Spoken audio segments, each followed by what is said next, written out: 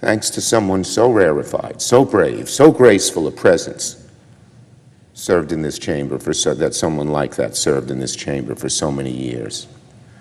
In closing, let me just say this.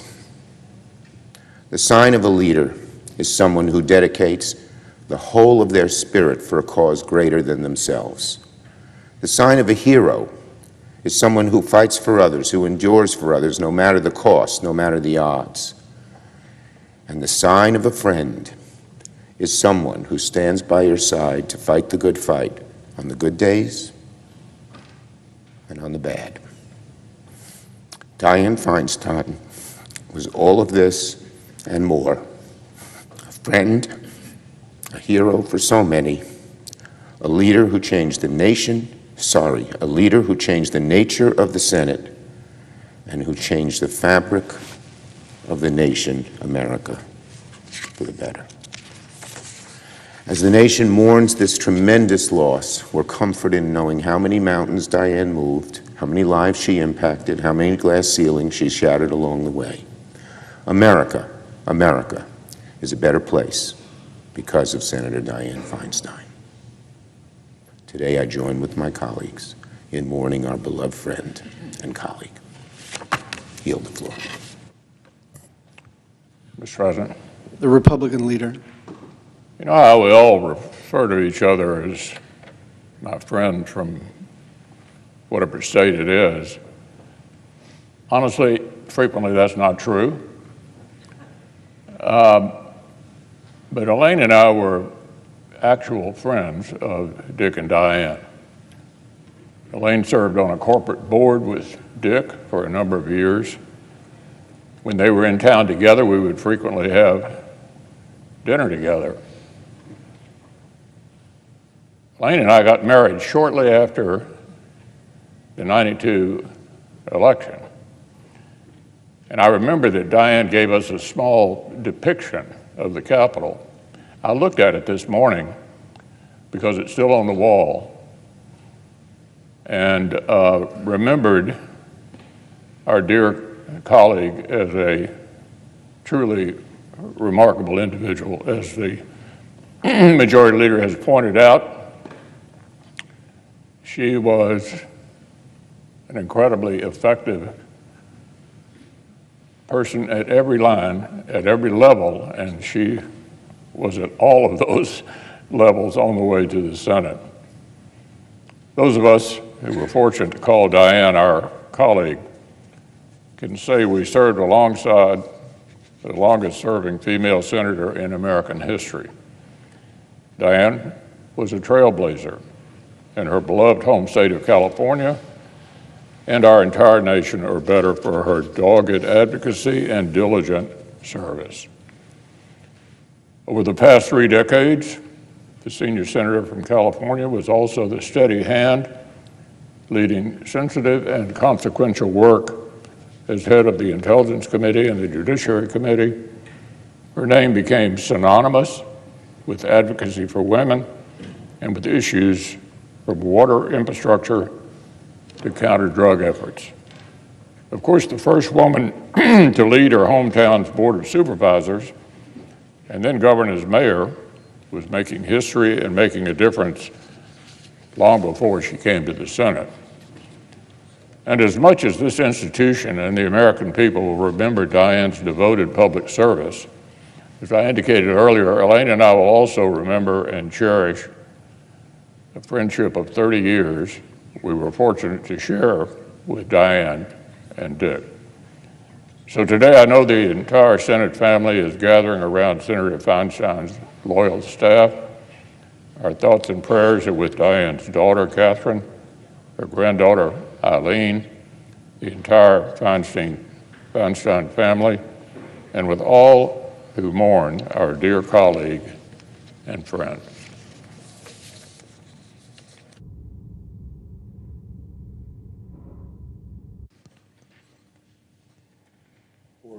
To the Senate Pro Tem President, I'd like to acknowledge Dianne's daughter, Catherine, with Speaker Pelosi in the gallery. Mr. President. The President Pro Tem.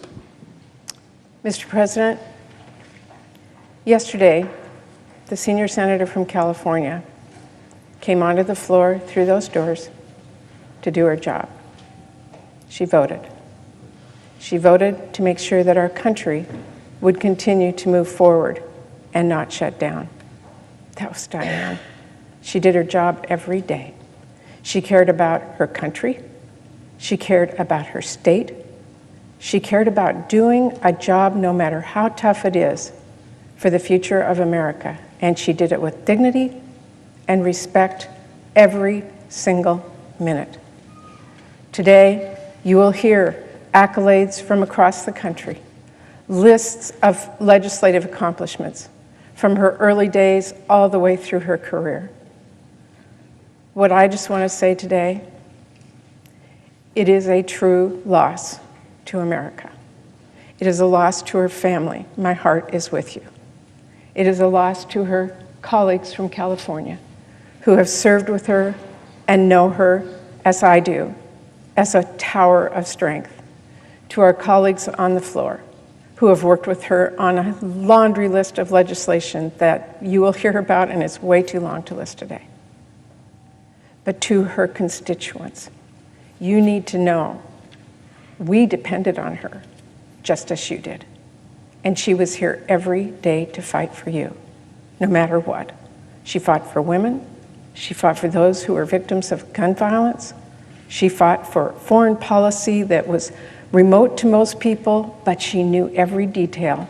And when Dianne spoke, the rest of us stopped and we listened.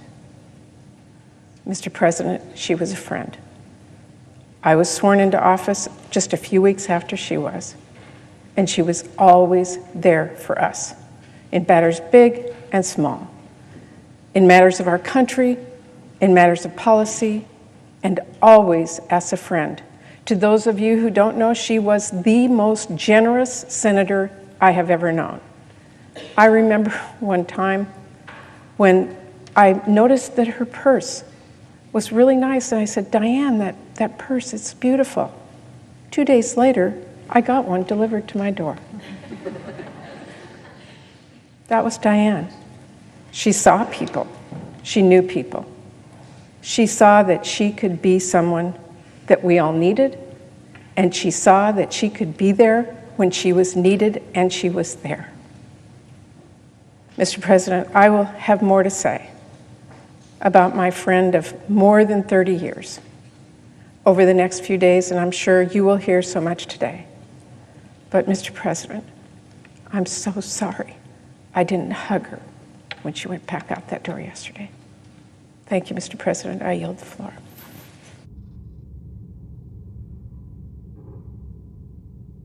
President, The senior senator from Maine. I rise with great sadness today to honor my friend and our colleague, Senator Dianne Feinstein. She was a pioneer and a strong and dignified leader. Dianne, who was the longest-serving woman in the Senate history, had a career marked by many firsts. First woman to serve as mayor of San Francisco. First woman senator to represent California. First woman to serve as the chair of the Senate Intelligence Committee, and the first woman to serve on the Senate Judiciary Committee. Dianne was such a strong presence in the Senate. She was a determined and tenacious advocate. Many of us worked closely with her on the Intelligence Committee, where she was such an excellent chairman. She was always fair, respectful, informed, and strong. We worked together on the Appropriations Committee as well, where she chaired the Energy and Water Subcommittee. Many of us were her allies on the Violence Against Women Act and the Respect for Marriage Act. The Senate and the country has lost a model senator. Elegant, graceful, kind, compassionate, strong, informed, intelligent. Mr. President,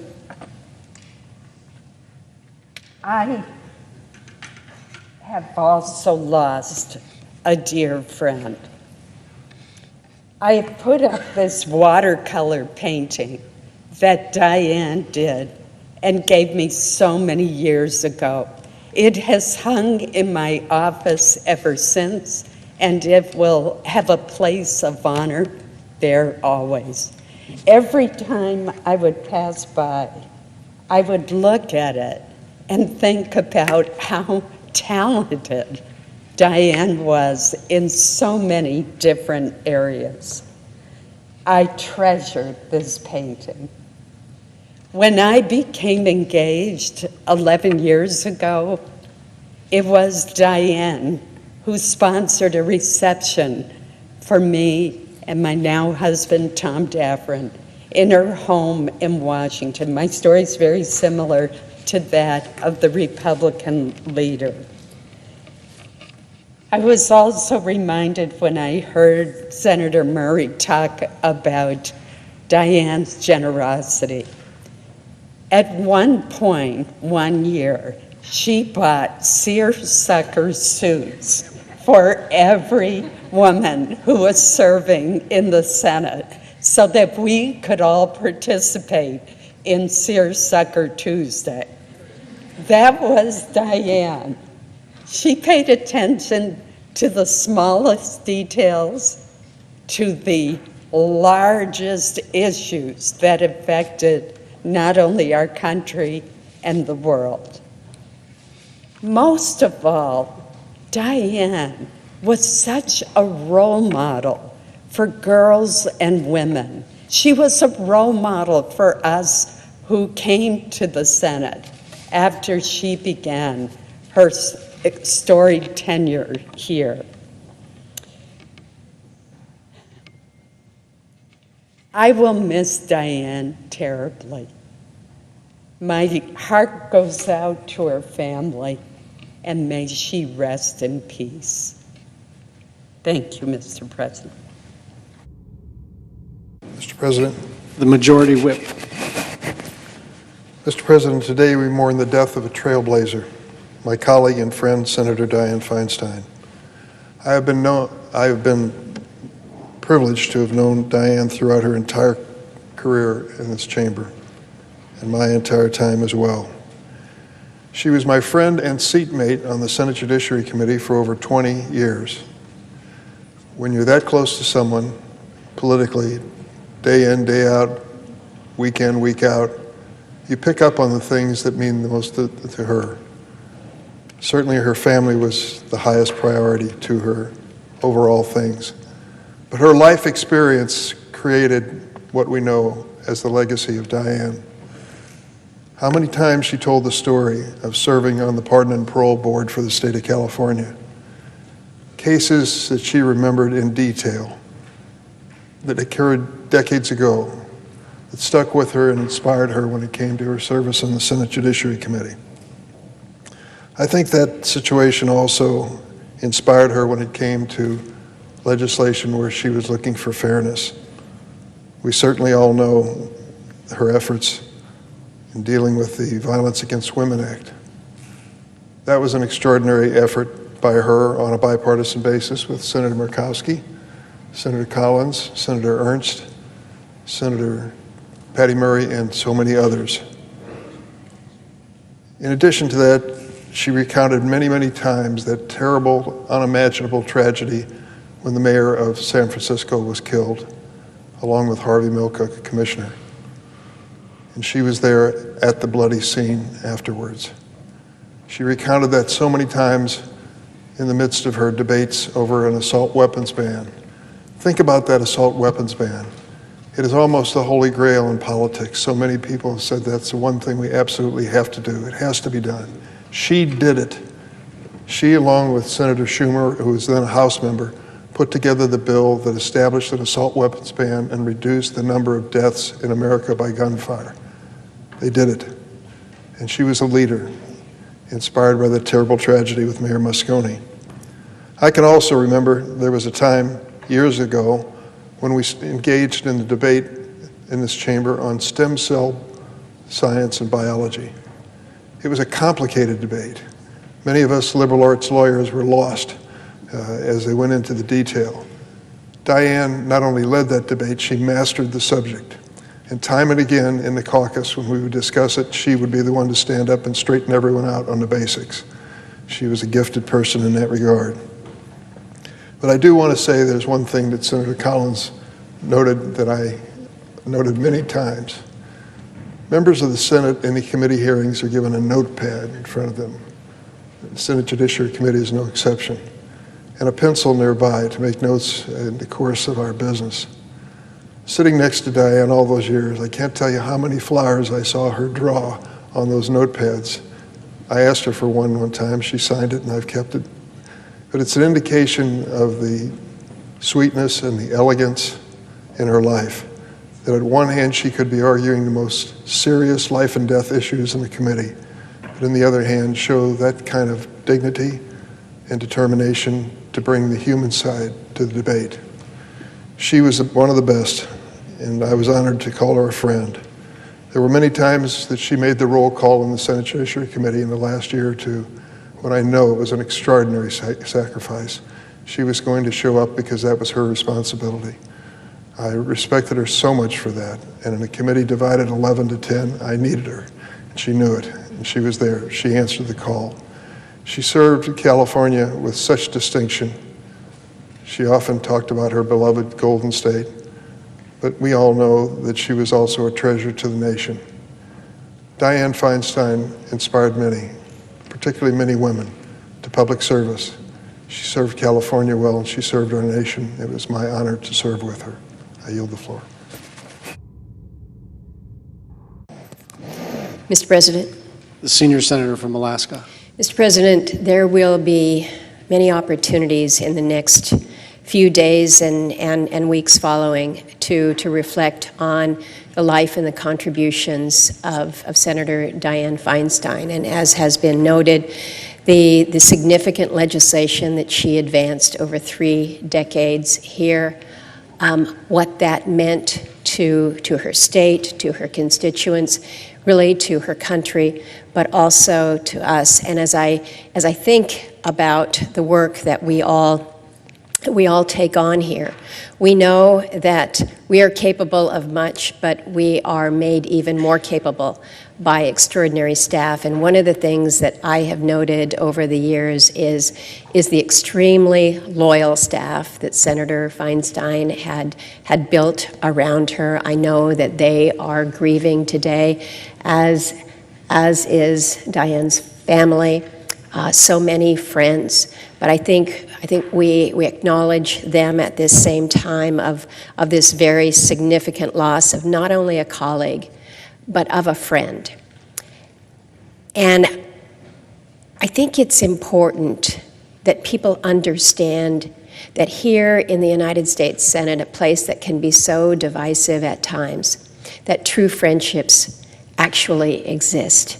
And whether it is the Republican leader and his wife over the years dining together, or as Senator Collins has stated, just the very generous nature of Senator Feinstein, sharing her works, sharing her art, sharing a purse. I still have that seersucker suit, and when we all engage in the annual ritual of donning the seersucker suit, mine is now 20 years old, I think yours is too, but our reality is it is just a direct reminder of the spontaneous generosity of a woman.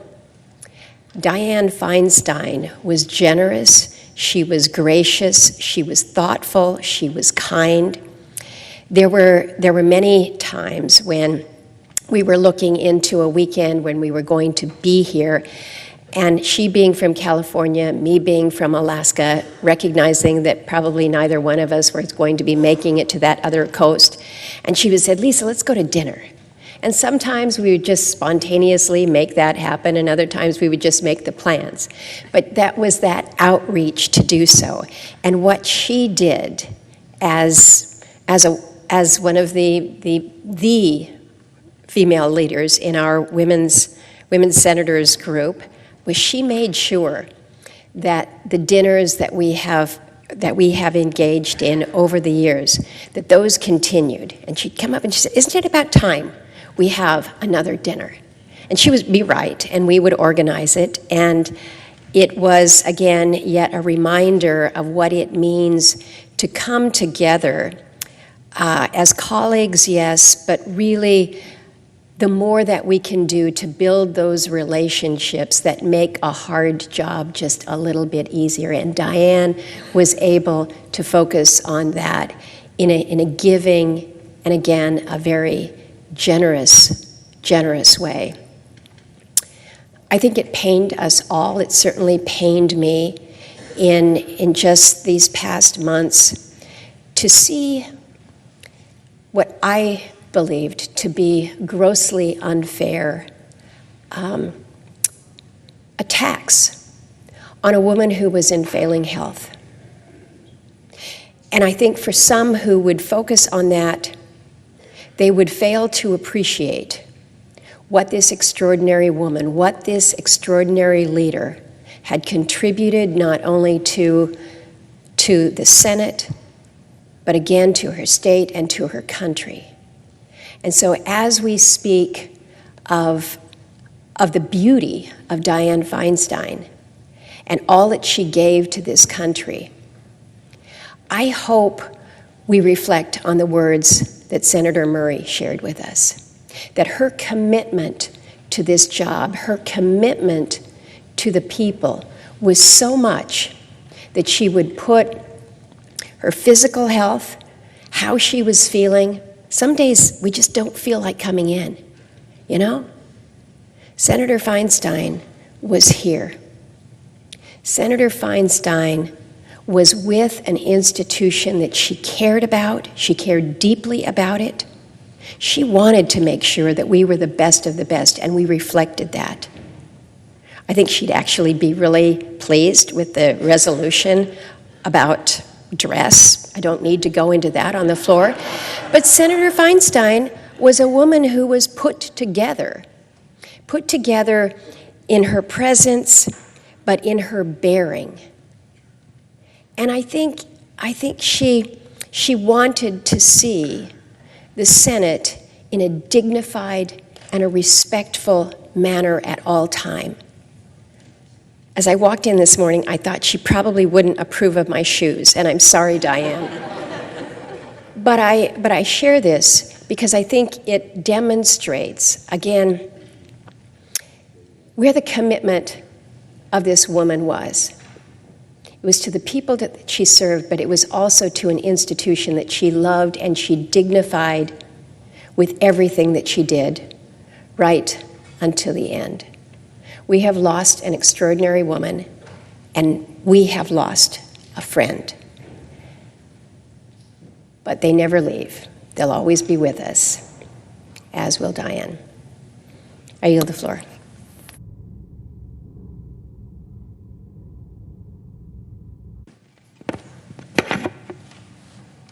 Mr. President.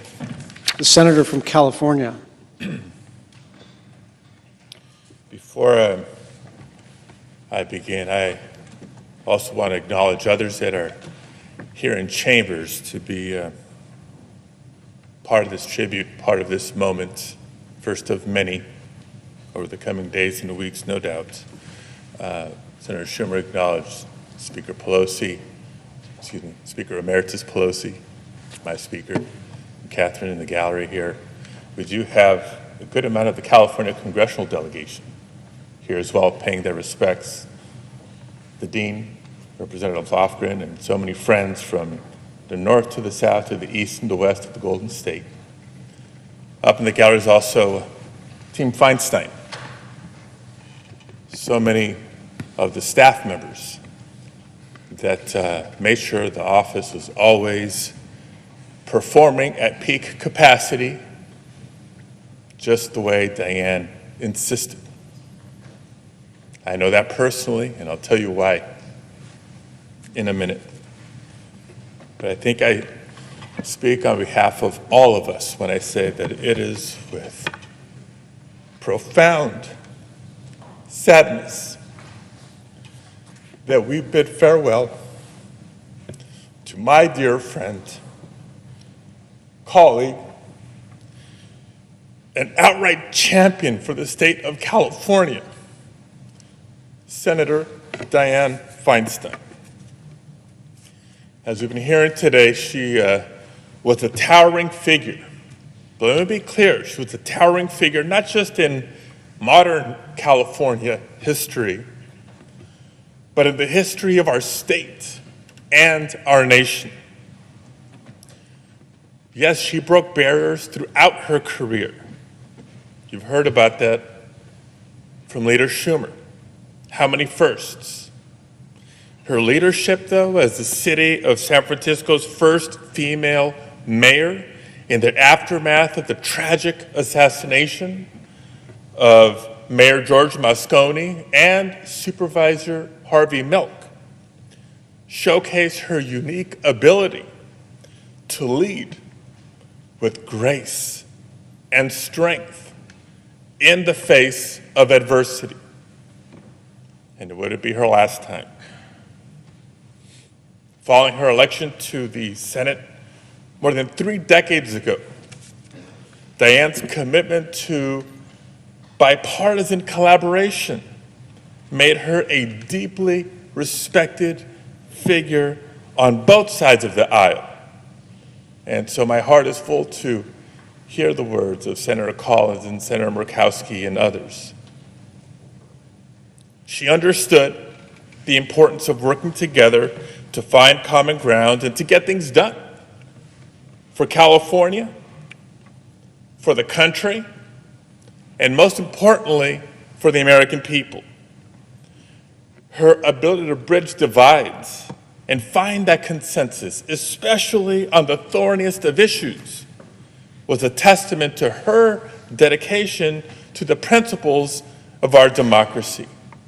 And of the many attributes you're hearing about her today, that's the one that I've admired most and have worked my damnedest to try to emulate throughout my career, and especially here in the Senate.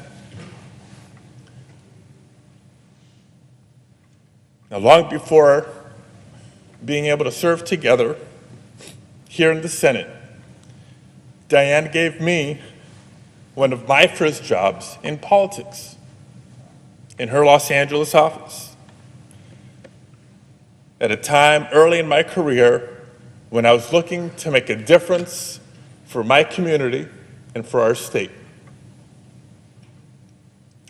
It's in part thanks to her groundbreaking career that a Latino son of immigrants could one day not just work for her, but work alongside her to keep up the fight for the American dream.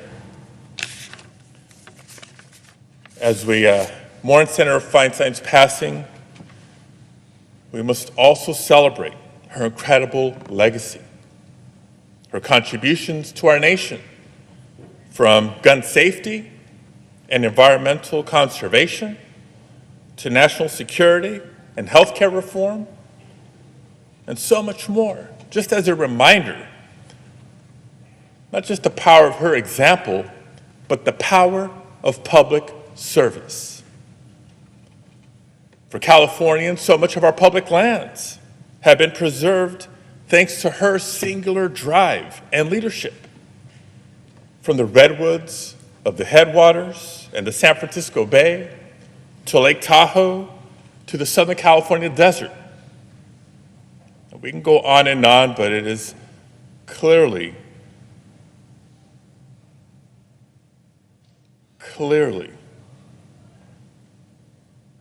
a tremendous impact she's had. She leaves behind the legacy of service, of leadership, and a deep love of our country and our democratic ideals. Senators have mentioned her grace, how she worked, how she carried herself. An example for us to follow. Although I'd be remiss if I didn't say there was an exception to that.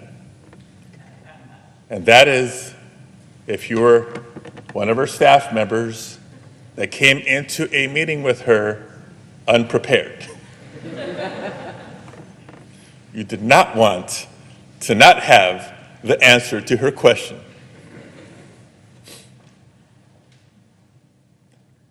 She was classy, absolutely. We won't get into the debate about the dress code. And as Senator Murray said, she was absolutely generous. Now, I did not receive a seersucker suit. I was not here at the time. But for the decades of a relationship that we had, every time I came to Washington, I made it a point to reach out, at a minimum a call, a lot of times a quick meeting in her office, and I always came away with something. More often than not, it was a book. She has quite a library, right, her collection. Once upon a time, it was a Senate tie. But there was always something. And I, too, Senator Collins, have a watercolor. It's hanging at home in Los Angeles, my wife's favorite. So I don't have it here to display. What I do have, though, is a photo, as she said, from back in the day that she sent me just a year ago, periodically going through her files, her archives, a picture from San Francisco AIDS Walk in 1987, but personalized. No auto pen here, personal note from Senator Feinstein. The last story I'll share, which I do think is unique, another example of her generosity, is the day I was sworn into the Senate in 2021, under the most trying of circumstances. COVID, pre-vaccine, 2 weeks after January 6th. 40,000 National Guards women and men on the perimeter of a fenced-off Capitol complex. She honored me by escorting me down the center aisle to the rostrum, stood behind me as I was sworn in. Big day for me.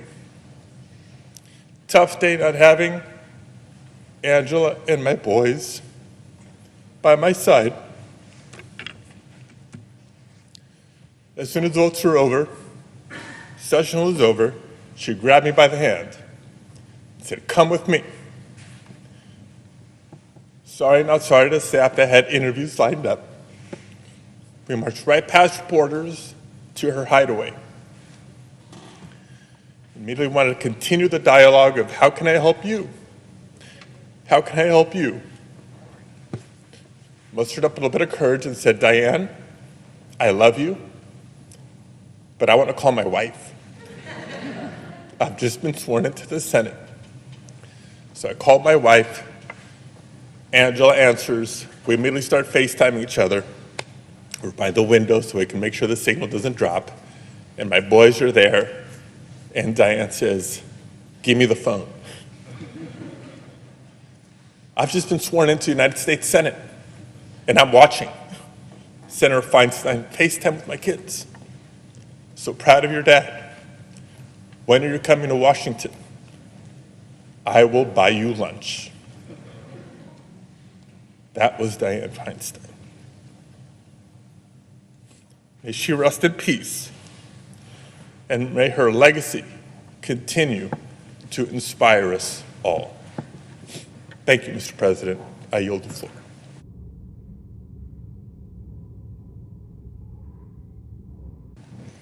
Mr. President. Senator from Washington. Mr. President, I follow my colleague from California, and I believe he said it correctly. The legacy of Dianne Feinstein.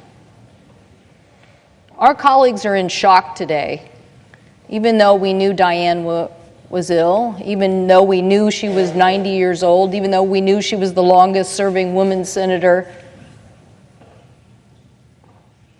The fortitude that she showed and demonstrated was constant. Sitting here just a few months ago in all-night vote-a-rama sessions, when the youngest of us would want to crawl into our hideaways and sip coffee at 2 a.m., Dianne was at her desk voting. At 90, she had the fortitude, as Senator Murray said, to vote just yesterday. I don't know if it was the steel that was cemented into her at that moment of the mayor's assassination, or the tragedy and cost of serving and knowing that you still had to move forward, no matter how disastrous the situation was. Dianne moved forward. I am so blessed to have served with her, but I want people to know the nation has lost a legislative giant. Women have lost a hero, and the Senate has lost a true colleague. Now, those of us who are out here today know when we say the word true colleague, we mean like true collegial colleague. Sometimes we say the word with a little more disdain, like our frustrating colleague, or as Senator McConnell said, our good friend, when maybe in reality, it's hard to get those words out. But Dianne was the epitome of what the Senate is losing. Let's just face it. Dianne, one of her most famous phrases was, "I have to go home and read tonight." I'll bet you her family or her staff heard her say that, because she meant it. She meant, I don't know enough about this subject to go just spur off. I'm literally going to study and analyze and find out what it actually is all about. How many times did Dianne stand up in caucus and say, I've been reading a lot about this subject, but I think we need to know a lot more. And she would communicate what she knew, and as many of my colleagues know, she was always asking questions. And for me, as a young member coming here more than 20 years ago, I was amazed and astounded at what I might call the polite pushiness of Dianne Feinstein. I don't know how she did it, but serving on the Judiciary Committee with her, and Dick will observe, when Dianne's time ran out and somebody tried to cut in and debate her, Dianne had this way of saying, Mr. Chairman, this is a really important point, and I just need to make this point. And the chairman would let Dianne go on for another 5 minutes. And I thought, how does she pull this off? Well, I tell you how she pulled it off, because people knew she was serious about legislating. She was serious about working across the aisle, and probably in my early days here forged the greatest impression of what working across the aisle was really all about. There were times probably when I didn't even agree with her, but she had the cachet of a senator who could put a deal together with both sides. I saw her great work on the California Desert Protection Act, landmark legislation on protecting California. I saw it on the 2007 energy bill, where we raised cap-based standards for the first time in 25 years. Dianne had a provision called 10 and 10. She just evangelized every minute of the day about why we needed higher fuel efficiency standards. She thought we could improve it 10 miles in 10 years, and she was right, and it became the basis of what that bill was. And she never let anybody off the hook during those negotiations. She made sure that we got that done. And I saw her work tirelessly, as my colleague Senator Murkowski may not have been here yet, but she worked with John Kyle on water legislation till the cows came home, okay? Because Arizona and California had real water issues, and Dianne was forever adamant about trying to address this issue for the western part of the United States. So for me, I want to thank her family for your sacrifices, for sharing Dianne with us, letting us have her as long as she was willing to serve, and for making it the dedication of her life. And yes, that personal side of her was also so sweet. You know, most of us doodle, but Dianne doodled in masterpieces. And she was always inviting people to dinner, always doing those kind little things for us, which means that you really made the Senate a more human place. That's what she really did. She just made this a more human place by just giving a little time and attention to some of the needs of your colleagues. But what sweet blessings, what sweet stories. I want to honor Dianne by remembering her great legacy and thanking all of those who were part of her lives, because for women, we didn't really know how to get all of this done here, how hard you push, how loud you can be, how much you can just get in here and grind away sometimes. And Dianne showed us that, yes, we could be trailblazers and do it, and that the results really, really, really, really matter for people. So I hope that people will remember that legacy of her and the kindness that went along with it, and realize that this institution really does need to return to the ways of Dianne Feinstein. And if you're from California, you should be damn proud that your senator is going to go in the history books as a forerunner for so many other women and for policies and behavior that we should be amplifying. I thank the President, and I yield the floor.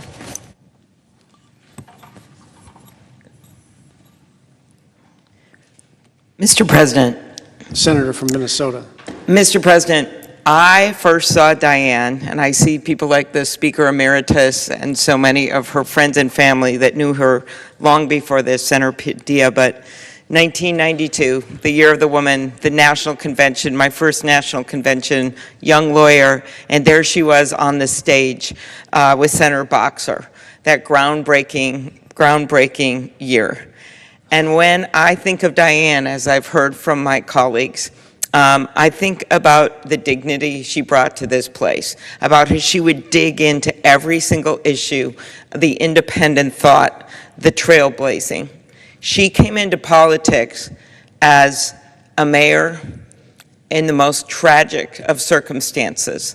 She was a city council member, there's an assassination, and there she is thrust on the national stage. As Senator Padilla talked about, she always put California first. I remember at one point when we were debating, speaking out on a national election, and someone said something about having another candidate having been the mayor of a tough town. And I remember Dianne saying, "You don't know what a tough town is until you're mayor of San Francisco." The way she would dig into the issues was probably my most memorable moment. She invited me to stay overnight at her house after an event, and I got up early in the morning, and she called me, summoned me into her room. She was sitting up, straight up, with these big fuzzy slippers on a Saturday morning, reading a 200-page bill, the Patent Reform Act, and started quizzing me on, we were both on the Judiciary Committee, at the time the only women on the Judiciary Committee, quizzing me on the details of that bill. That was Dianne. She did her homework. She came into politics at a time when there weren't many women leaders. And the way that she achieved her goals and passed bills and did what she wanted was not because she was just they were going to just accept her as she was at that moment in time. It was the hard work, it was the relationships, it was the leaderships. And when I heard about the seersucker suit, I had the same experience. I'm brand new in the Senate, don't have much resources, and Dianne calls to get my measurements. That actually happened, and got me one of those suits as well. When I talk to young women about them getting involved in politics these days, a lot of them shy away from it, and we still aren't where we're supposed to be with the numbers. And one of the reasons they give is the attacks. They can't handle the negativity. But when I think of Dianne, she just kept her head high. I literally think of her posture. She kept her head high. She walked through every storm. Things would fall on the side, but she had a mission. And her mission would be whatever was her responsibility of that day, whether it was the Patent Reform Act, whether it was getting her groundbreaking report done on torture, whether it was the work she did in leading the historic legislation on the assault weapons ban. She kept her head up high, and she led. That was her instinct. No matter what happened in this place, no matter what clothes changed, no matter who changed, she always led, and we will miss her today. President. Senator from Rhode Island. Mr. President, I served beside Senator Feinstein on the Judiciary Committee my entire time here, and I worked closely with her on the Intelligence Committee during the time we overlapped there, and I'm honored to join my colleagues in participating in this remembrance to her. It's been said, I think, over and over again of her elegance, as Senator Collins said, of how put together she was, as Senator Murkowski said, of how gracious she was, as pretty much everyone has said. And her preparedness was another standout virtue in this body. I have heard her say, I am going home to read tonight. And serving with her on those committees, I saw over and over again the amount of work that she put herself and her staff through to make sure that she was well prepared. I never saw a member of this body better prepared than Senator Feinstein. But the characteristic that I most associate with her is bravery. Whether it was the bravery of throwing herself into California politics as a young woman at a time when not many women were doing that, or the way she bravely handled the murders at City Hall and her response to that, or whether she was willing to come here when women were few and break glass ceiling after glass ceiling after glass ceiling. But the place where I saw her bravery most was when we worked together on the Senate Intelligence Committee torture report. I was kind of Robin to her Batman in that effort. And I still remember her right about where Senator Murray now is, delivering her legendary speech that blew the cover off the CIA torture report. To get there, she had to get through massive counterattacks from the CIA on her and on our Intelligence Committee staff. She had to oppose the Bush administration that was pushing back against her from the very highest levels. And when the administration changed, she had to show the same bravery and the same resistance against pretty much equal pressure from the Obama administration to shut up and go away. Well, shut up and go away were not things that Senator Feinstein was willing to hear. And the moment that she spent on this Senate floor delivering that report was one of the moments that I'm proudest of in the time that I've been here in the Senate. Let me close by talking about her last weeks here, because I think you have to see those last weeks here in the context of her preparation, her determined effort to be as perfect as she could be, and her bravery. because it was not easy for her to come and do the work that she did in those last weeks. But she knew that we needed her. She knew that despite how difficult it was, despite the difficulty she would have in meeting her own standards of perfection, it would have been easy just to go. But she knew that we needed her. We would have lost our majority in the Judiciary Committee without her. And I view her last months and weeks in this body as the last episode of her long career of bravery. I yield the floor. Mr. President, The Senator from Hawaii. over the next days and weeks and indeed months, we're going to hear a lot about our dear friend Dianne Feinstein, and I'm so glad that some of her friends from California and former Speaker Nancy Pelosi, her family, are here to just be with us in this first moments of our learning of her passing. And we all have stories to tell about Dianne, but when I joined, for example, the Intel committee, and she was chairing it, she said, Maisie, this is not a committee that you can just parachute in and not spend the time really learning about our intelligence community and all of that. And I really took that to heart. I spent many, many hours on that committee, even though we could never talk about it. And then one of the earlier hearings in the Judiciary Committee, and I really marveled at this.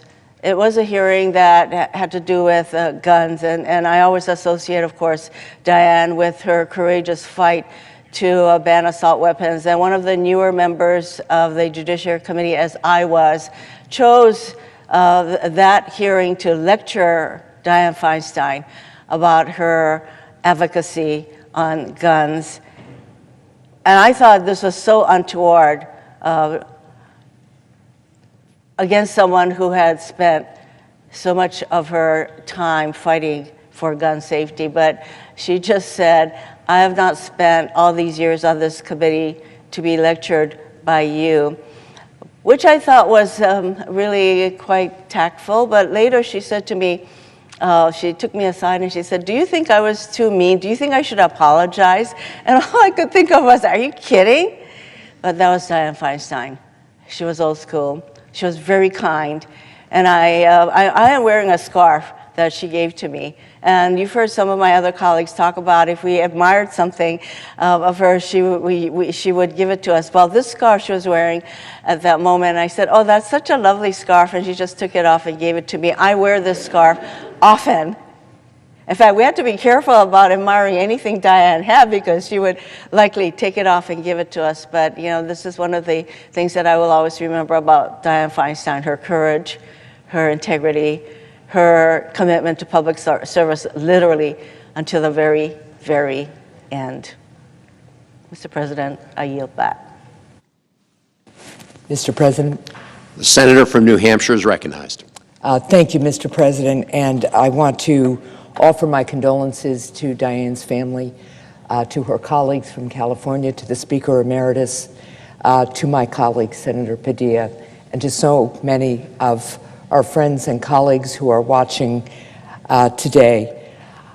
I wanted to rise just because I'm one of the newer women in the United States Senate, and I wanted to acknowledge the difference that Dianne Feinstein's example and work has made for me, for my constituents, for our daughters and our granddaughters.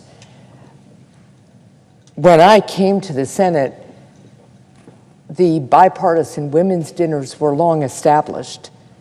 I didn't have to think about how I would get to know my women colleagues and share experiences and learn the ropes from them because Dianne Feinstein and her other colleagues who were early pioneers in the Senate had already done some of that work for us. I didn't have to think about whether there was going to be a women's bathroom right off the floor that I could use just the way the men use their bathroom in quick moments because Dianne Feinstein and others had paved the way.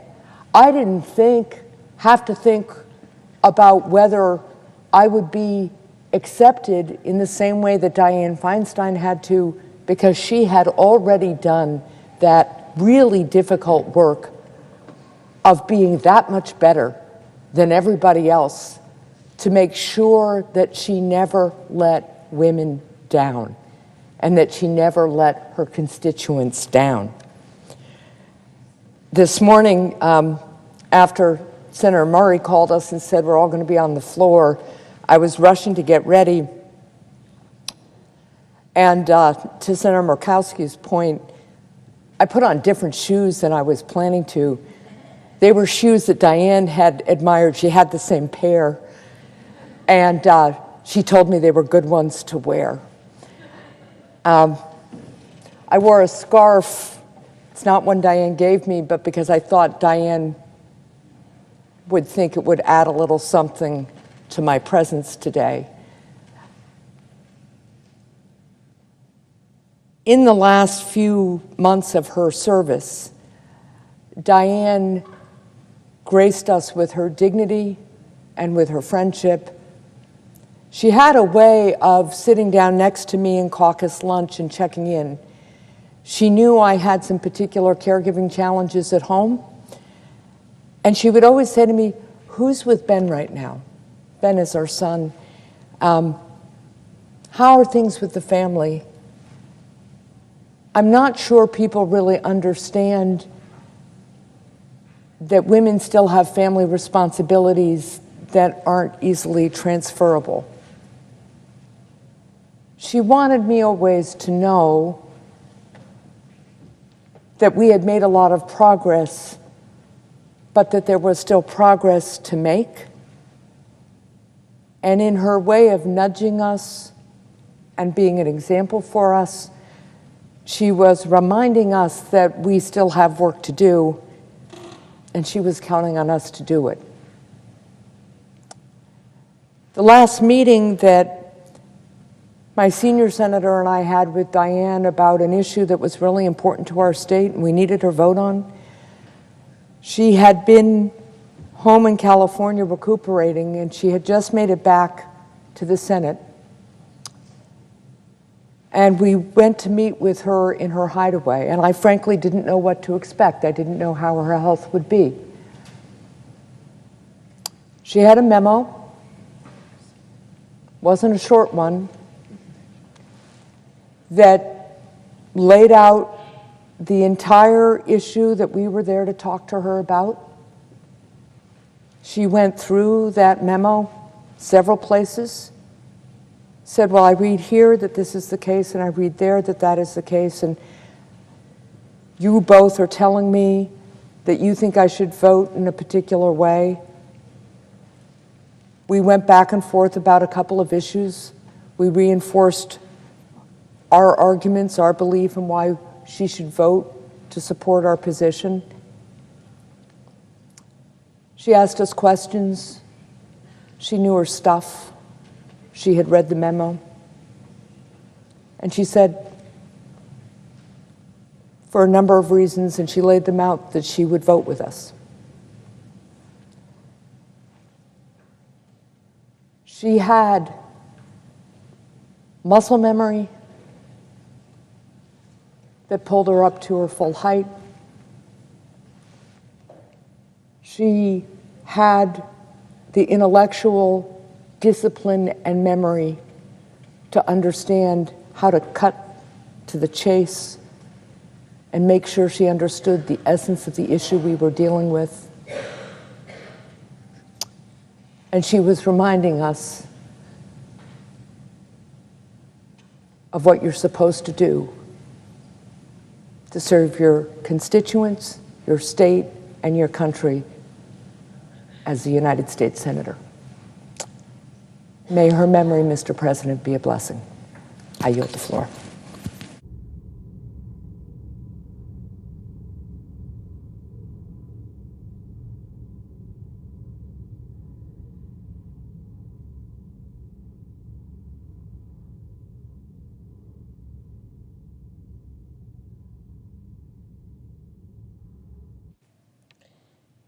Mr. President, Senator from New York is recognized.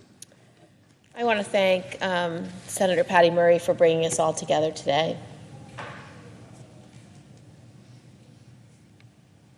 It's a privilege to be on the floor of the U.S. Senate. It's a privilege to serve in the Senate. And it was a privilege to serve with someone as extraordinary as Senator Dianne Feinstein. People know me as a senator who cares deeply about women's rights, about LGBT equality, about children, families, safety, and anything that I've ever cared about, Dianne was fighting for long before I was ever in public service. When we talk about public servants who leave legacies, and when we talk about the giants on whose shoulders we stand, for me, that's Dianne. She was unlike any senator I met when I first got here in 2009. She had a really incredible combination of elegance, brilliance, stature, certainty, toughness, and kindness. When I first got to the U.S. Senate, I didn't know anything. I was appointed. I hadn't just run a long election where I was telling the constituents of New York why I wanted to serve and what my vision for the state was. I was really, really new. I'd been a House member for 2 years. Dianne asked me to lunch. She said, "How can I help you, Kirsten? What would be most useful for you, for me to do for you?" And I said, "Well, can you just tell me a little bit about what's it like to be a senator for a state of 60 million people?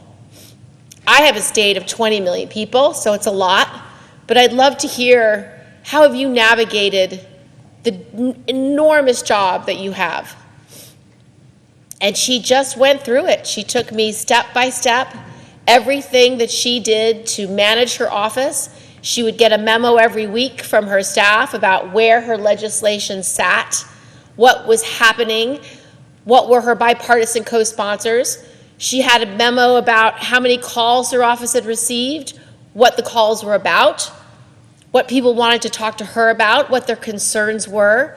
And that was extremely meaningful to me because she said, "I have a copy of this memo and I will give it to you. It's very confidential. It's just for me, for my staff, but perhaps you can use it to model what you need from your staff every week to know if your office is working well, to make sure all the things you need your staff to be doing are happening." It was just a small thing, but it was such a big thing to me at that time in my Senate career. And every step of the way, Dianne has always reached out. She's always said, just as you said, Maggie, "How are you doing? How are those boys of yours? Tell me how your struggle is. I never had to raise children while being a senator. Tell me how that is." She always cared. She always bothered. She always stopped. I've had many dinners with Dianne. We had dinners together with our spouses. She'd take me to her favorite restaurant in Georgetown. She would introduce me to her other favorite women who are public servants. And she always had something meaningful to talk about, a challenge, an issue, a crisis. One of the first dinners, she wanted to talk about how the military was using nuclear weapons in a much more strategic way and changing the entire framework of what nuclear defense meant. She had that conversation with me and the then chairwoman of Armed Services, of one of the key subcommittees in the House. She always asked, "What do you think? How are you going to challenge that problem?" Our most recent meeting was a glass of wine in her hideaway a week ago. We talked about what issues could we work on together. We agreed two of the biggest issues facing her state and my state were homelessness and affordable housing. and we decided we would start working on legislation together. She didn't stop working when she was here just because she had health issues. She never stopped being insightful in the Intelligence Committee, asking the right question at the right time. Dianne's legacy is extraordinary. She's an icon for women's politics, first female mayor of San Francisco, first of the 2 women ever elected to Senate in California. There'll be a lot of speeches about her. And so I'm not going to talk about just her bio. But one of the areas where she really was a role model for me was in LGBTQ rights. She became a champion in the 60s. Sadly, she found Harvey Milk's body after he was assassinated. But she channeled that tragedy into her public service and made sure that while she was mayor of San Francisco, that she made a difference for that community in her city and in her state. During the AIDS epidemic, she helped create the global standard for AIDS health in San Francisco. When she ran for California governor and became the first woman in her state to win a major party's gubernatorial nomination, despite losing that race, she went on to run for Senate to win. And we've seen her champion all those issues for same-sex marriage, reproductive rights. She helped pass the first assault weapons ban to keep our community safe. These are all issues that I've always cared about and built on her record. If she didn't fight for those things, we wouldn't have been able to repeal Don't Ask, Don't Tell. We wouldn't have been able to make sure transgender service members can serve still in the U.S. military. Without her hard work, we would not have been able to guarantee marriage equality at the U.S. Supreme Court.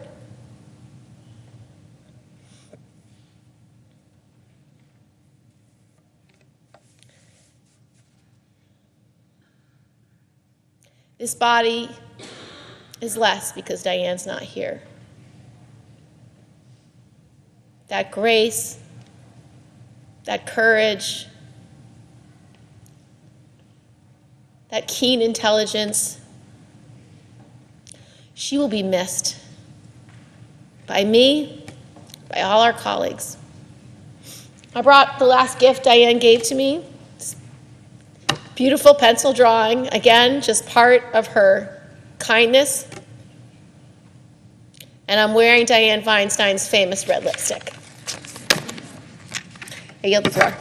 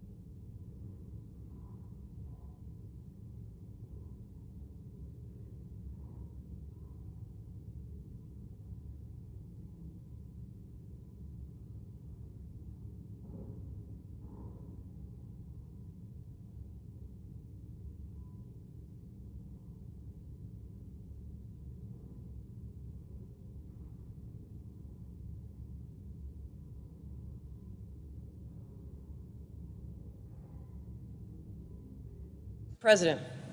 The senator from Nevada is recognized. Mr. President, I ask for unanimous consent that I be able to display this poster today on the floor. Without objection. Mr. President, like so many this morning, I rise to mourn the loss of a true champion in the United States Senate. Dianne was one of the kindest, most thoughtful people that I have had the pleasure to know. When I first got to the Senate, and I've heard some of my colleagues this morning talk about as new senators, she was so gracious. As a new senator, she would invite me to dinner with colleagues, and she was such a lady and so professional and so elegant. Every time you went to dinner with Dianne, you can be guaranteed that she would have a little set of flowers for you in your place at the restaurant, and then she would have a little parting gift for you, whether it was like a little coin purse or something to show just truly who she was. And I've heard this morning from my colleagues, similarly, the stories of Dianne's kindness and her respect for others. She was a fighter her whole life, leading on so many important issues. In the coming days and weeks and months and years, as people around the world really honor Dianne's memory, many will speak to her leadership, and rightfully so, on women's rights and foreign affairs. But I want to take the time to highlight a place where Dianne did so much, and most people don't know unless you're a part of Team Tahoe. Dianne loved Lake Tahoe. Lake Tahoe is the beautiful, pristine alpine lake that both Nevada and California share.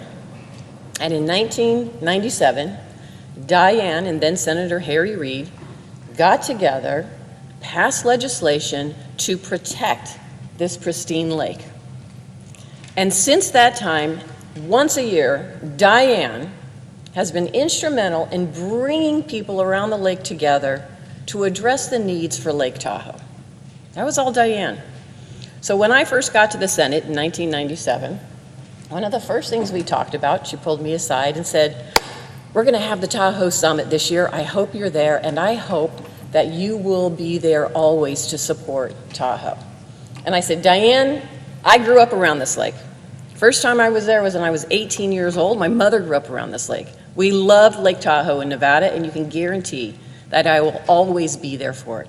And if you sat and talked to Dianne, the first thing you will hear her talk about in Lake Tahoe are her memories. Her memories of riding her bike as a young girl around the lake.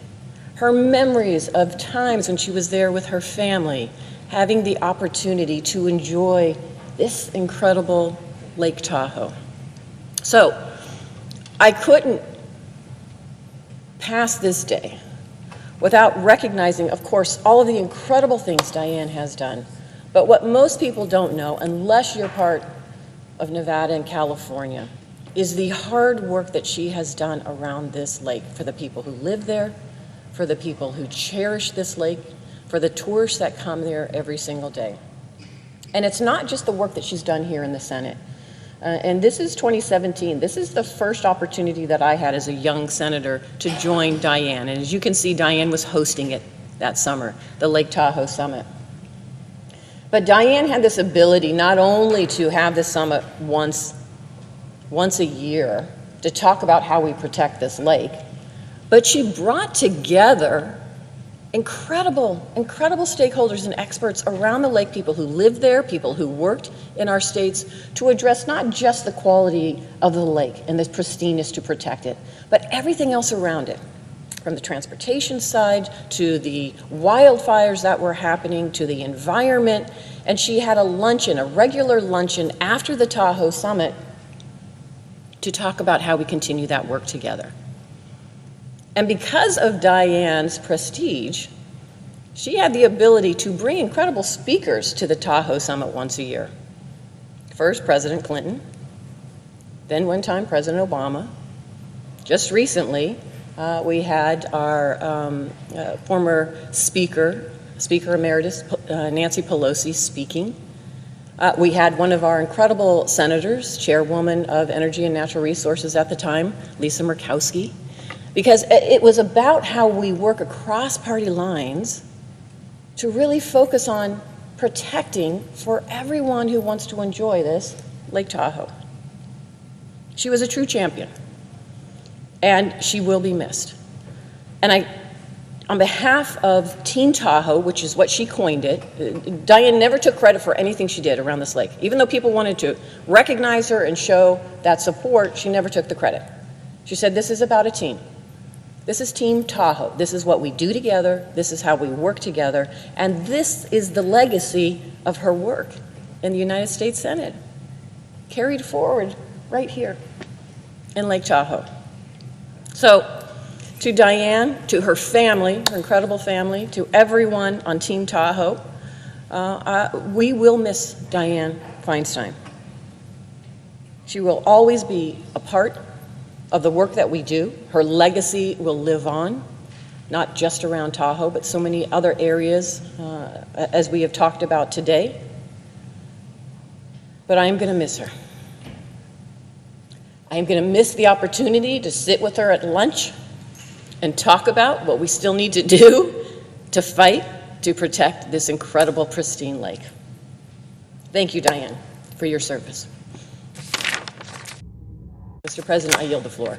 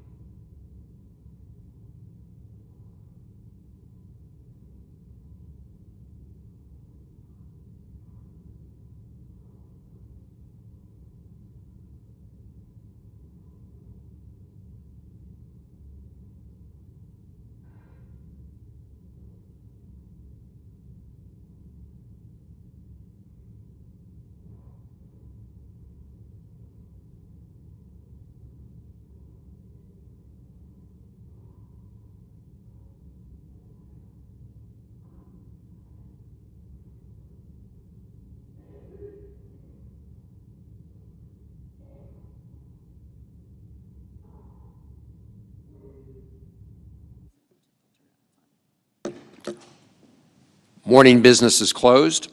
Under the previous order, the Senate will resume consideration of H.R. 3935, which the clerk will report.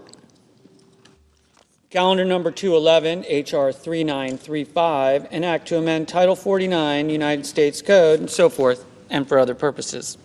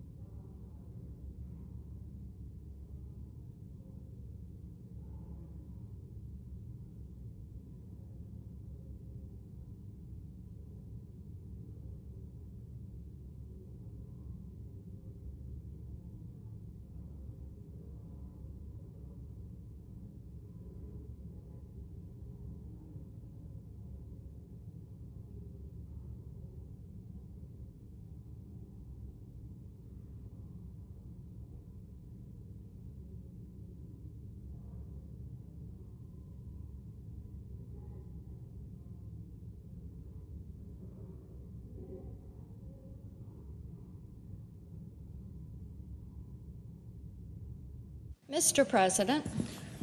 The senator from Tennessee is recognized. Thank you, Mr. President, and we are not in a quorum call, correct? We are not. Thank you, Mr. President. I join my colleagues on the floor this morning to pay tribute to Senator Feinstein and to remember her warmth, her generosity, her kindness, and the way she really loved to elevate women. It didn't matter what your party was. It didn't matter where you came from. When you achieved, she loved to recognize that. And as I came to the Senate from the House, and being the first female from Tennessee to serve in the U.S. Senate, she talked about the likeness of that experience for her as breaking barriers and being the first mayor, female mayor of San Francisco, and being the first woman from California to hold a seat in the U.S. Senate. So I always appreciated that she pushed forward with elevating women and encouraging women. And of course, as we all know, she loved to gather the women of the Senate together for dinner or for a photo to make certain that we recorded our gains here in the Senate and that we had a place to share our stories of what we were experiencing, because we all know there were times that she had incurred different unkind words from people who thought that she should not be in that position. So we appreciated that of her. I really enjoyed the opportunity to work with her at Senate Judiciary Committee. And she and I spent quite a bit of time working on issues that pertain to our nation's creative community. This was a community that she truly celebrated. She loved the fact that people could create a song out of a thought or a few words that they heard. And we worked together to protect those rights of entertainers and to make certain that as we worked on the HITS Act, as we worked on intellectual property issues, that our innovators and our creators were going to have that constitutional right protected to benefit from those creations. We all know, and I know many of my colleagues have mentioned today, her fondness for the Senate and for the institution. We will remember that as we wish her family well and wish them protection during this time of loss and sadness. Thank you, Mr. President.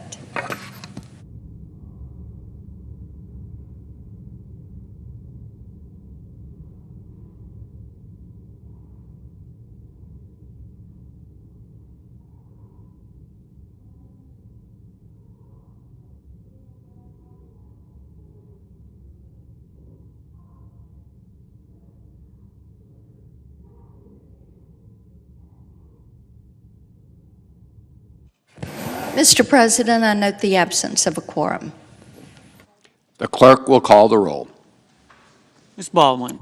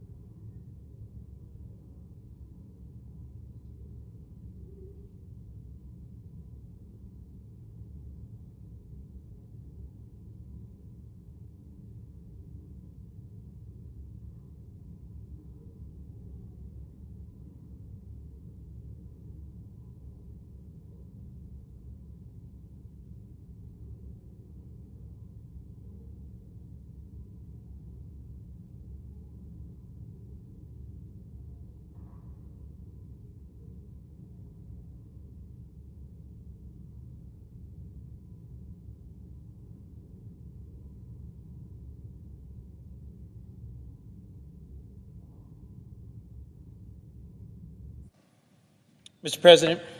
The senator from Delaware is recognized. Mr. President, I ask unanimous consent that proceedings under the quorum call be vitiated. Without objection. Mr. President, I come to the floor this morning to reflect on and remember a dear friend and colleague, someone who served this nation in this body for 30 years, someone who's already been remembered by many others as a trailblazer, someone who left a lasting mark on this Senate, on her state of California, on our nation.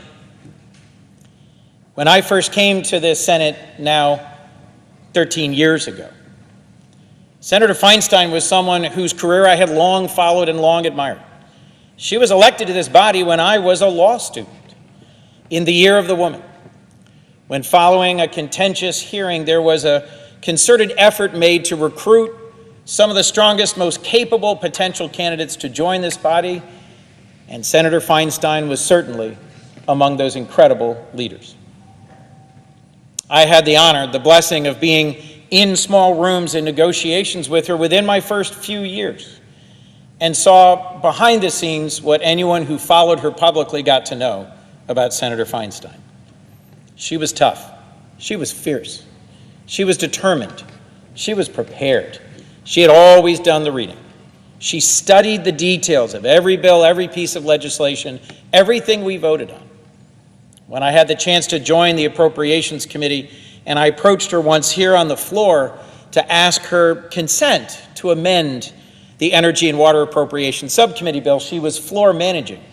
She turned, stopped, and said, "Are you asking my permission to file an amendment to my bill?" And somewhat haltingly, being still a very junior senator, I said, yes, ma'am, that is exactly what I'm doing. And she smiled and laughed and said, "Oh, aren't you nice?" And I said, "Doesn't every senator ask your permission before they attempt to amend your bill?" She goes, "No, they no longer do, but they should." She was always dressed to the nines. She was always gracious and dignified. She exuded a quiet power that in critical moments in the history of this institution and our nation, our country and world got to see. As the chair of the Intelligence Committee, determined to make public a tectonic struggle between this body and its role and the history of interrogation techniques that she and many of us concluded were inappropriate and broke the boundaries, determined to defend the prerogatives of the Senate, even in a very difficult and charged environment. Given her early experience in San Francisco and the tragedy that brought her from council president to mayor, she was a focused, persistent, effective advocate for gun safety.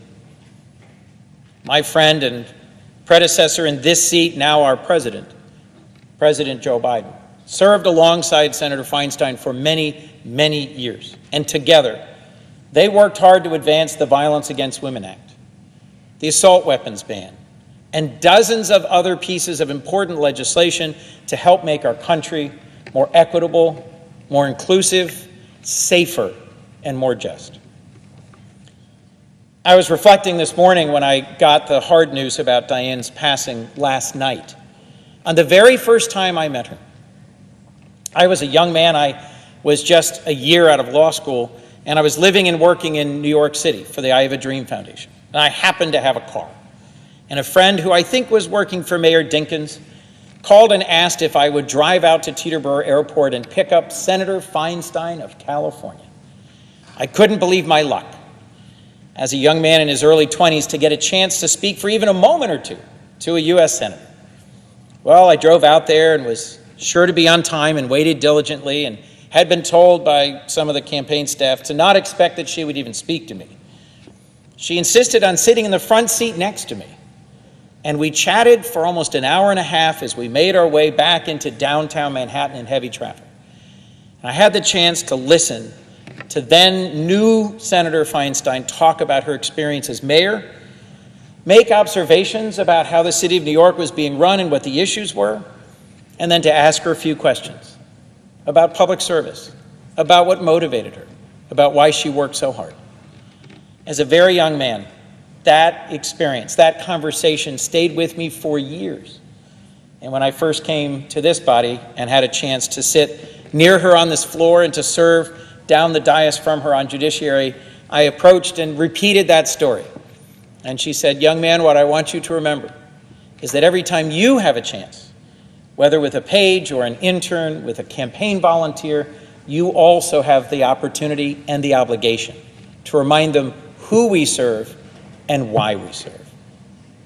Senator Feinstein was a giant here. She showed what public service means. She was determined, she was capable, she was dedicated. Her last vote was yesterday. And I cannot imagine the loss that her family and staff are feeling, the enormous gap this will leave for the state of California and for this institution today and into the future, as we mourn the passing of this incredible trailblazer, and as we prayerfully reflect on her incredible legacy. Thank you, Dianne, for your decades of loyal and loving service to this, our great nation. Thank you, Mr. President. With that, I suggest the absence of a quorum. We'll call the roll. Ms. Baldwin.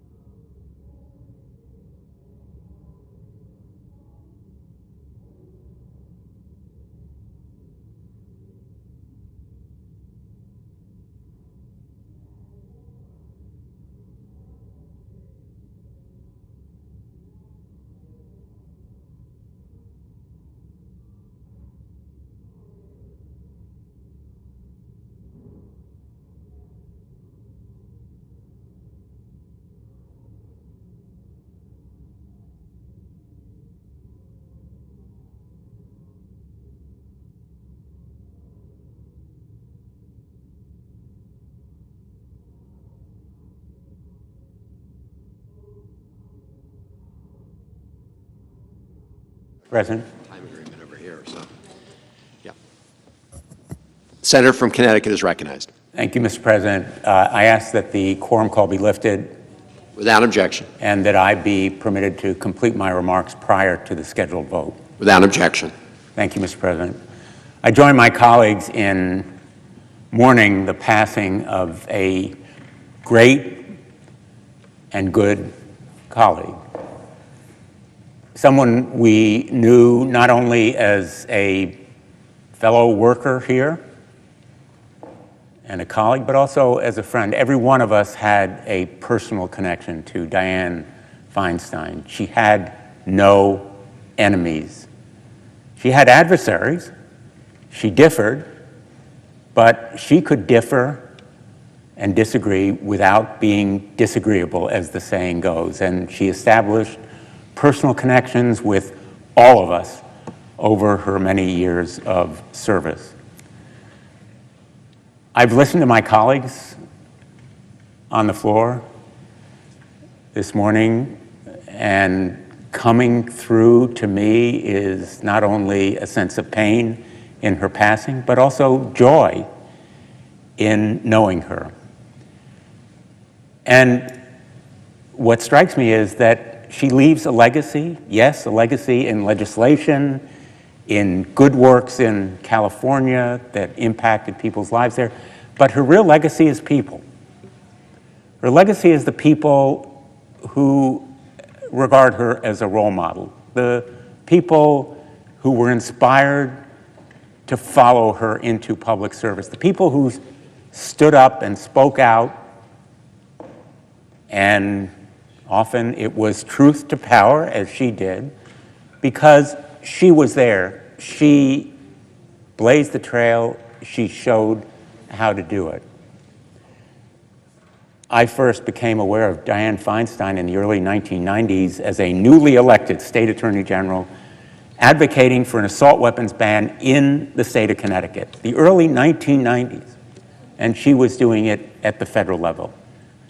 Connecticut and the Congress did it together. And then I defended our Connecticut law in the Connecticut courts against many of the same arguments that were used to challenge the federal law.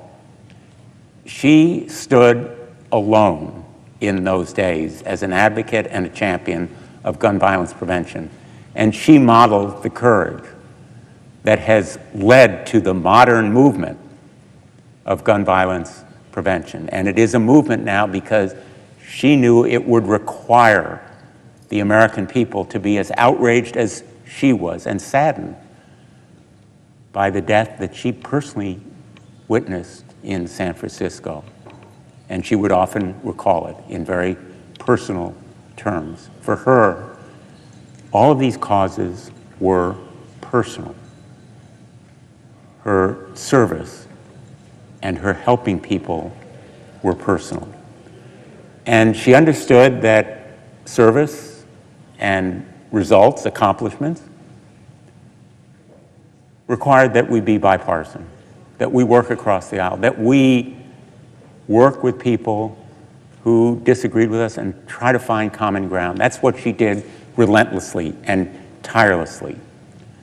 So her service, her grace, her generosity, her sensitivity, her caring will continue in the people that are her legacy, in the people who will and should always preserve her memory as a motivation for continued service. I'm proud to have been her friend as well as her colleague. And I will always treasure the great and good model and mentorship that she provided for so many of us as we go through these next days of grief and pain, but also joy in knowing her. Thank you, Mr. President. I yield the floor.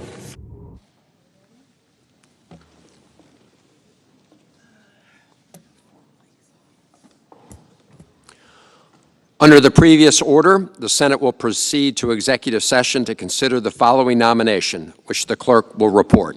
Nomination, Department of Justice, Todd Gee of the District of Columbia to be United States Attorney for the Southern District of Mississippi. Under the previous order, the question is on the nomination. Is there a sufficient second? The yeas and nays are ordered. The clerk will call the roll. Ms. Baldwin, Mr. Barrasso, Mr. Bennett, Mrs. Blackburn, Mr. Blumenthal.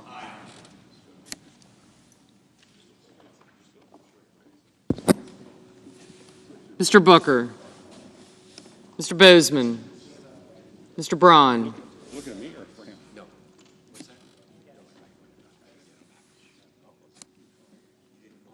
Mrs. Britt, Mr. Brown, Mr. Budd,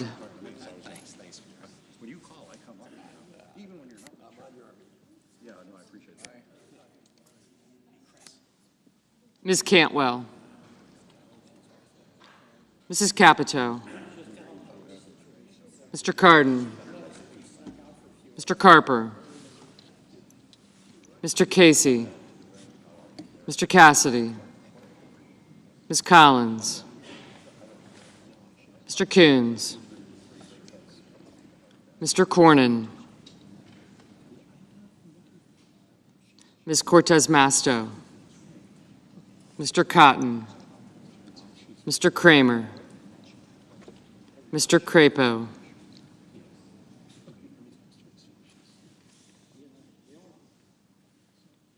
Mr. Cruz,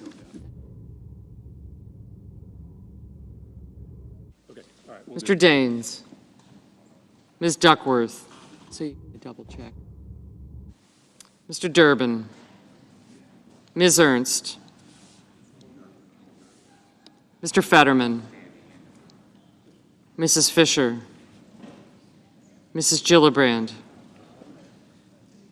Mr. Graham, Mr. Grassley,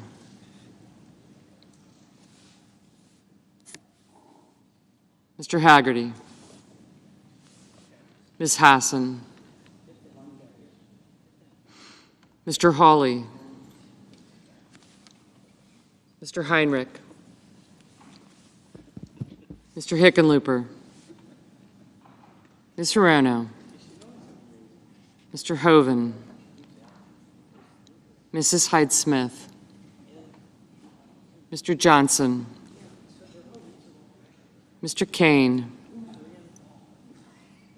Mr. Kelly, Mr. Kennedy, Mr. King, Ms. Klobuchar, Mr. Langford, Mr. Lee, Mr. Lujan, Ms. Lummis, Mr. Manchin, Mr. Markey, Mr. Marshall, Mr. McConnell, Mr. Menendez,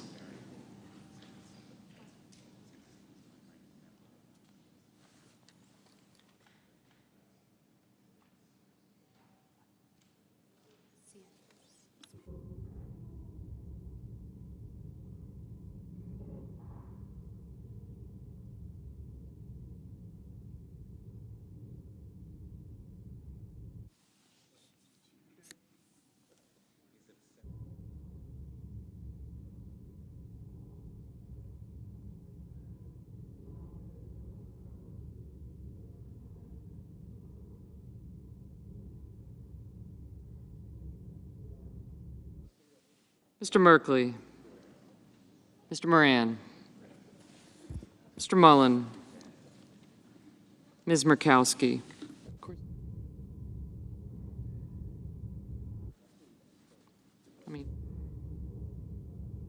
Mr. Murphy, Mrs. Murray, Mr. Ossoff, Mr. Padilla, Mr. Paul, Mr. Peters, Mr. Reed, Mr. Ricketts, Mr. Risch, Mr. Romney, Ms. Rosen, Mr. Rounds, Mr. Rubio, Mr. Sanders,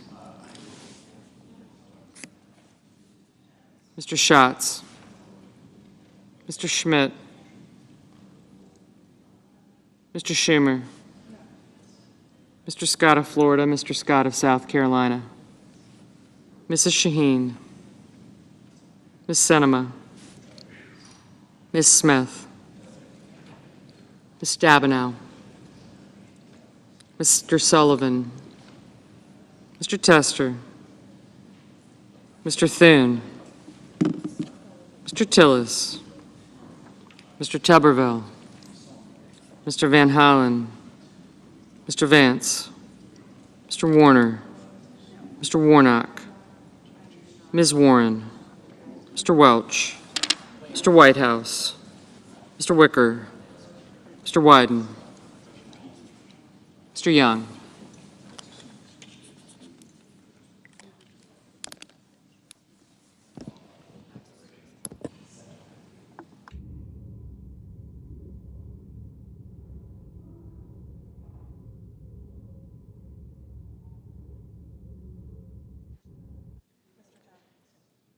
Senators voting in the affirmative: Blumenthal, Coons, Grassley, Kane, Lujan, Murphy, Peters, Welch, and Wicker.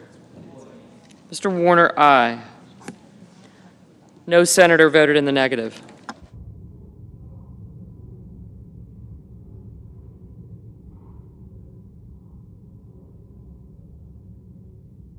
Mr. Van Hollen, aye.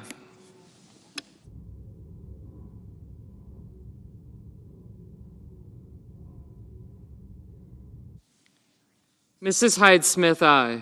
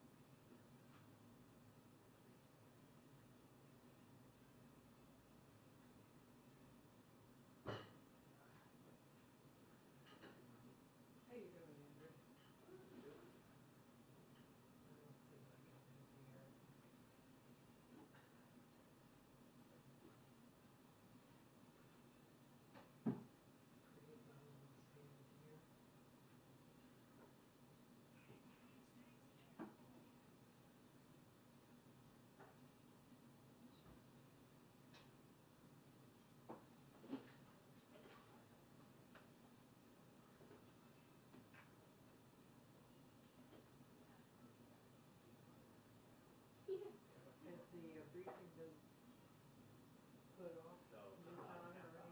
so, I'm not, I don't think it will officially, every seat will be filled, but, the seats are actually assigned. So waiters, what news organization actually occupies that seat? There are 49 seats in there, so, and they can't accommodate all the people on any given day that, you know. So, like if you're working, you're always free. I'll remind you. Not much. But on any given always living in the protocols, buddy. This is where cold weather for us. What she typically does, being the last press secretary, up here is she typically begins so usually it's giving So whenever like when I see like a picture produced in certain ways, but that's where like green and everything. I just think it's kind of cool. Yeah, because technically I'm able